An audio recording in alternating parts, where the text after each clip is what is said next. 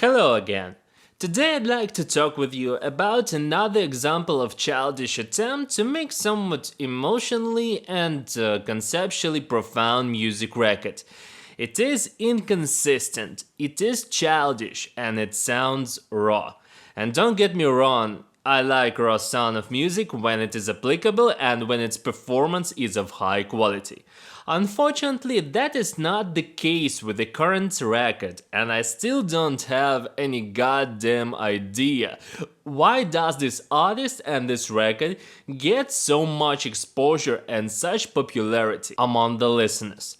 Anyway, let us review the album in more detail in attempt to figure out why it suffers from many weak points. XXXTentacion, another American SoundCloud rapper with a really huge fan base all over the world and with a highly controversial social and personal background, especially when having considered his latest criminal records and corresponding accusations. Similar to my previous video, I won't dig deep into his personal profile because I don't really care that much about himself personally. Instead, I care more about his music, which is also rather controversial in its nature, ideas and artistic performance. His previous album, 17, was one of the massively accepted records by the contemporary rap fans, while I personally was not really excited about it, despite the fact that I like a couple of tracks from the record like Everybody Dies in the Night Times and somewhat else. Here we've got another attempt of X to perform something meaningful and stylistically distinctive from any other rappers originally coming from the DIY and SoundCloud background. The record is called Question Mark. And what does this title mean? I don't know. I don't know personally. To me, it seems that it's just an edgy representation of X and his album as different and raising many questions concerning its sound and lyrics. If that's the case, I don't personally think that there is much cannot be understood or questioned about each of the songs of X offered in this album. It's like a childish game of make-believe about the sad and depressive and lovable world around the protagonist represented by X in this album. In other words, similar to his previous record, it is a new iteration of emo sound and emo aesthetic that still remains present in contemporary music, though in different form. And don't get me wrong, I don't have any issue with that, but I know that the album's delivery and conceptual meaning is pretentious and fake deep, which is clearly illustrated by the album's intro titled as Introduction Instructions.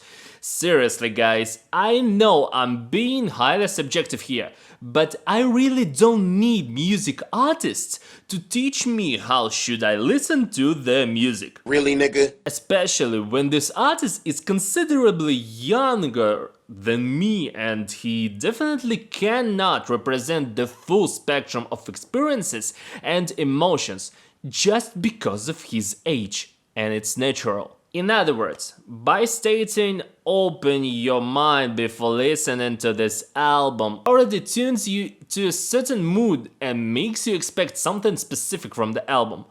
Personally, I was expecting something completely different from his previous album and from his previous works.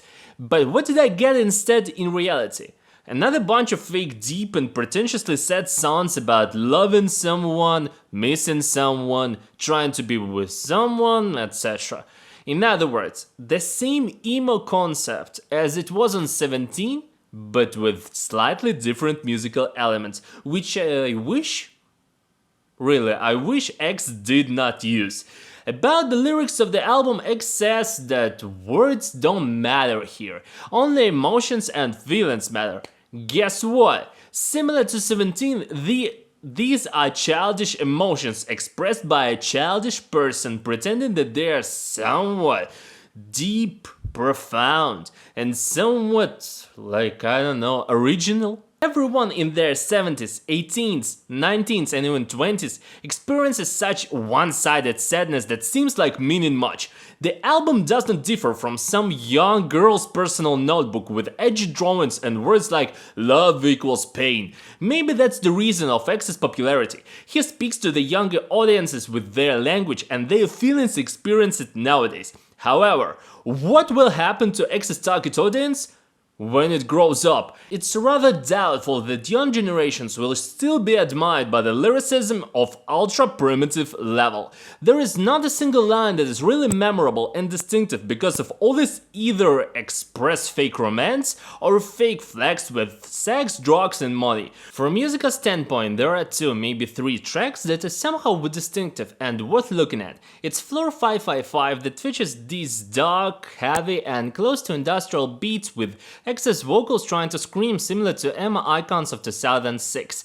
There is great hook in Moonlight that is really memorable as an exception from the rest of the album, and there is a rocky tune of Pain Equals Best Friend featuring Travis Barker.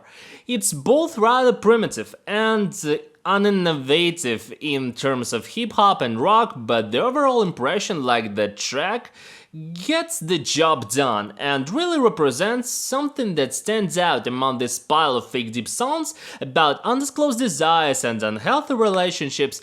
I know that maybe I'm just too stupid or maybe close-minded to understand this record, but there is much more meaning in Suicide Boys, Puya and Bones' sad and depressive lyrics, melodies and hooks. I find that X and his music are really overrated. Still, I don't hate it. Why not?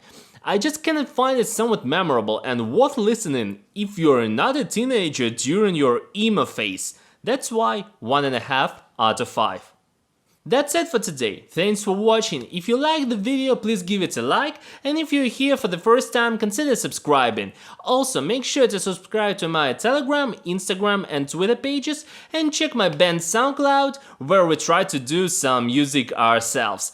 You'll find the links in the description below. And now, that's it for today. Thanks everyone, and goodbye to everyone.